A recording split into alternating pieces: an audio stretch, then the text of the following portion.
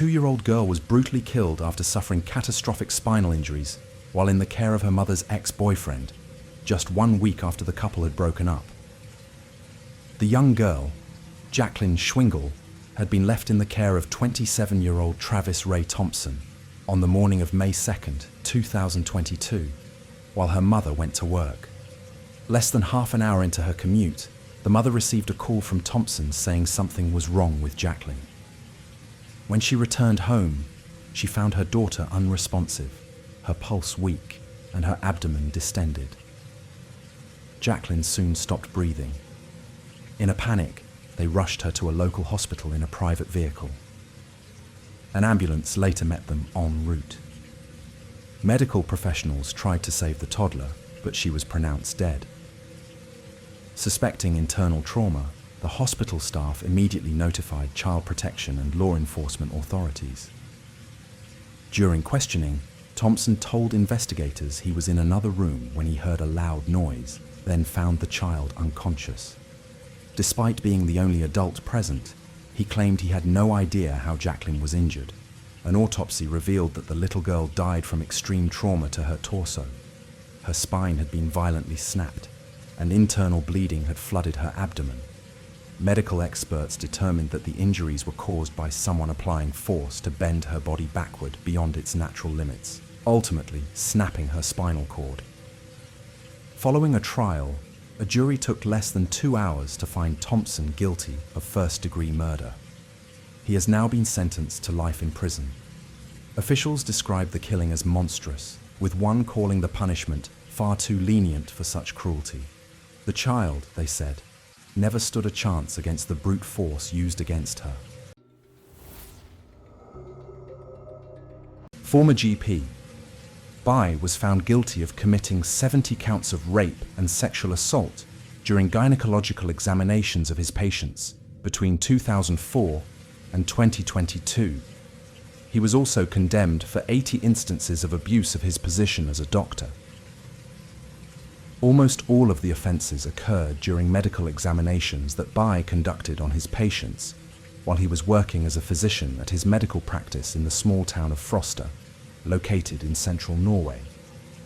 The court in the city of Trøndelag banned Bye from exercising his medical profession indefinitely and demanded he financially compensate his victims.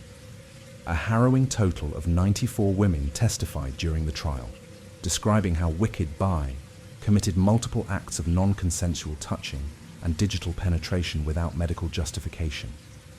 The acts all constitute rape under Norwegian law. Addressing the court on Friday, Judge Espen Haug reportedly said, "The suspect's actions make this case a grave one. The actions are unacceptable. In a place and setting where people should feel safe, the defendant's actions occurred."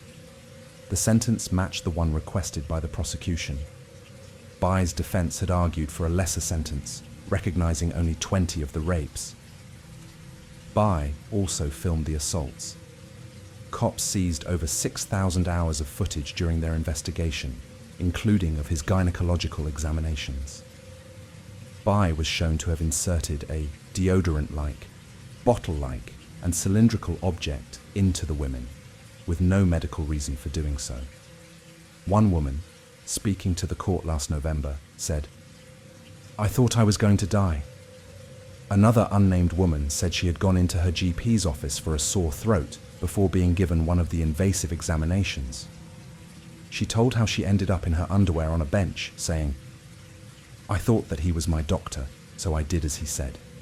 The indictment against Bye says the alleged assaults happened quickly and unexpectedly during the examinations. Concerns were raised about him as long ago as 2006 by another doctor in the gynecology ward at a local hospital. One of Bye's patients, who was there for further treatment, said her doctor had massaged her genitals during the exam. Bye was able to keep his job until the following year when charges were filed.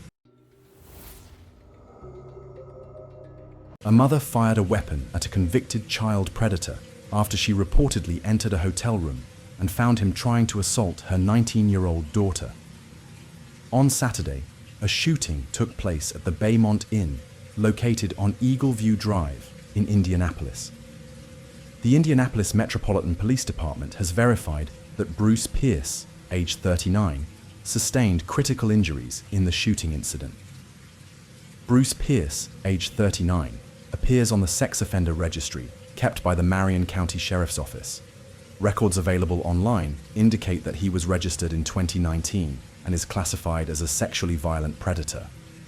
Documents from the court indicate that the 19-year-old girl accompanied a relative to the hotel in search of her mother. Her mother was discovered at the hotel alongside Pierce. The legal papers indicate that the mother briefly left her daughter in the hotel room with Pierce as she took some belongings to her car. Upon the mother's return, she reportedly discovered Pierce atop her daughter in the act of removing her clothing. He is additionally charged with holding a firearm. According to court documents, the mother of the girl reportedly yelled at Pierce to halt, drew her own firearm, and fired at him. The mother and daughter quickly left the hotel and drove off, but they contacted the authorities and came back to the location. Pierce was transported to the hospital in a serious state. Although a warrant for his arrest has been issued, he is still receiving treatment in the hospital. A summary of an online court case submitted on Wednesday by the state of Indiana indicates that Pierce is confronting several allegations, such as attempted rape, attempted molestation, illegal possession of a firearm by a serious violent offender. Pierce appears on the sex offender registry kept by the Marion County Sheriff's Office. Records available online indicate that he was registered in 2019 and is classified as a sexually violent predator. The records indicate that he had prior convictions for 2 cases of molestation in 2016 and received a multi-year prison sentence. In October 2023, Detroit was rocked by the brutal murder of Samantha Wohl, a woman who was found stabbed to death with a total of 8 wounds. While none of the stab injuries reportedly severed major arteries, the depth and placement of the wounds painted a chilling picture. Some penetrated 3 to 4 inches deep, with at least 1 or 2 wounds inflicted directly to the top of her head. One detail continues to stir debate among the public: the presence or absence of blood on the perpetrator. Some online voices, particularly in the Detroit subreddit, have suggested that because Samantha was wearing a hoodie at the time, her assailant might not have been visibly bloodied. But others, more skeptical of the official narrative, find that idea implausible, arguing that stabbing someone repeatedly, even through clothing, would still result in significant blood transfer to the attacker. As the case developed, many began to question the direction of the investigation. Some believe that authorities quickly pointed the finger at a low-level thief, someone easy to prosecute and present to the public. Critics argue that this might have served to protect someone with stronger political ties, specifically Samantha's ex-boyfriend, a man allegedly connected to the city government. For them, this isn't just a murder case. It's a potential miscarriage of justice. On the rainy morning of April 18, 2016, the peaceful town of Midlothian, Texas, awoke to a nightmare. Inside the Creekside Church of Christ, the body of 45-year-old fitness instructor Missy Bevers was discovered. She had been beaten to death. Her body left near where she was about to lead an early morning boot camp session. But it wasn't the murder alone that shook the community. It was what the cameras caught leading up to it. Surveillance footage from inside the church showed a figure, fully dressed in what looked like SWAT tactical gear, roaming the building before dawn. The individual walked with an odd gait, sometimes smashing windows, other times methodically checking doors. They wore a black helmet, vest labeled police, gloves, and heavy tactical clothing, head to toe, like they had stepped out of a crime drama. But this was real, and the killer has never been identified. Missy Bevers had messaged her students the night before, moving the class indoors because of the incoming storm. She arrived at 4:18 a.m. to prepare. It would be the last time anyone saw her alive. Just after 5 a.m., one of her students entered the church and found her lifeless body. Emergency services rushed to the scene, but it was too late. The killer struck with terrifying precision. Missy suffered numerous puncture wounds to the chest and head, injuries consistent with tools seen in the surveillance footage. A hammer was found nearby. Though no murder weapon was officially confirmed, it matched the brutality of the crime. Outside cameras had failed that morning, but the chilling footage inside remains the focal point of the investigation. Initially, police thought the suspect was a man, but upon analyzing the video, some believed the gait and posture were more feminine. The figure limped slightly, sometimes leaning against walls, but experts later said that the bulky gear could easily distort a person's movement. The FBI even consulted a forensic podiatrist to study the suspect's walk. His conclusion: the killer's gender could not be determined from the footage alone. Theories quickly spread. Was it a burglary gone wrong? Nothing had been taken. Missy's iPad, her purse, everything was still there. Then came a darker possibility, that the crime scene was staged, that the killer had come for her, and her alone. Investigators uncovered strange, flirtatious messages Missy had received from a mysterious man on LinkedIn in the months before her death.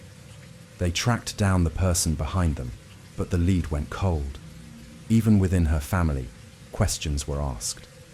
Missy's husband Brandon and her father-in-law Randy were both out of state with alibis at the time of the murder. But when Randy took a blood-stained shirt to a dry cleaner just days later, suspicion ignited. A forensic analysis later confirmed it was not human blood, only residue from a dogfight. In another lead, police released images of a silver Nissan Altima seen driving around a nearby parking lot at 2 a.m. the same morning. The car circled aimlessly, flashed its headlights, then disappeared into the darkness. The driver was never identified. Years have passed, but no arrests have been made. The case remains one of the most haunting unsolved murders in recent Texas history. A $150,000 reward still stands for any information that can lead to an arrest. Christine Marie Lundy, 38, and her 7-year-old daughter Amber Grace were brutally murdered in their Palmerston North home on the night of August 29th or early hours of August 30th, 2000. The crime scene was horrifying. Blood and brain tissue splattered across walls and ceilings, the aftermath of a savage attack with what was believed to be a tomahawk-like weapon. The murder weapon was never recovered.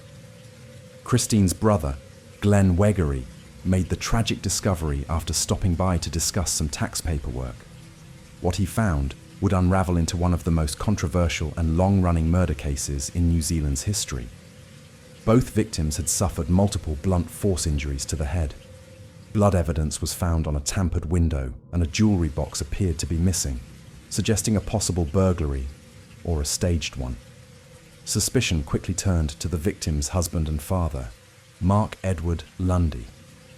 Despite the presence of 21 foreign hairs found under Christine's fingernails, none were tested for DNA. Investigators arrested Mark in February 2001 after a 6-month investigation. By 2002, he was convicted and sentenced to life in prison with a non-parole period of 17 years. The original prosecution theory was chilling in its precision. Lundy allegedly left his motel in Petone at 5:30 p.m., drove 134 kilometers to Palmerston North, murdered his wife and daughter by around 7 p.m., tampered with the home computer to manipulate the timeline, and returned to Petone by 8:28 p.m., all in less than 3 hours. A small trace of what was claimed to be Christine's brain tissue was found on his shirt, a crucial piece of evidence. But Lundy's defense argued that such a round trip in that window was logistically impossible. He had been on a business trip, staying in a motel, and had even called an escort that night. His case raised more questions than answers, especially about the reliability of the forensic testing used in the original trial. Lundy maintained his innocence for over 2 decades. His first appeal in 2002 was unsuccessful, but in 2013, the case went before the Privy Council in the UK. The council quashed his conviction citing the exclusion of important expert evidence that cast doubt on the forensic methods used. A retrial was ordered. In 2015, prosecutors brought a new timeline. This time, they claimed Lundy drove to Palmerston North in the middle of the night after visiting a sex worker. New forensic techniques were introduced, using mRNA analysis on spots found on his shirt. Though the mRNA evidence was later ruled inadmissible, the jury had already heard it, and again, Lundy was found guilty. Despite this, questions about the investigation persisted. In 2017, Lundy appealed once more, but the conviction was upheld. Still, supporters continued to fight on his behalf. Then, in 2022, a breakthrough. The New Zealand Criminal Cases Review Commission agreed to re-examine the case.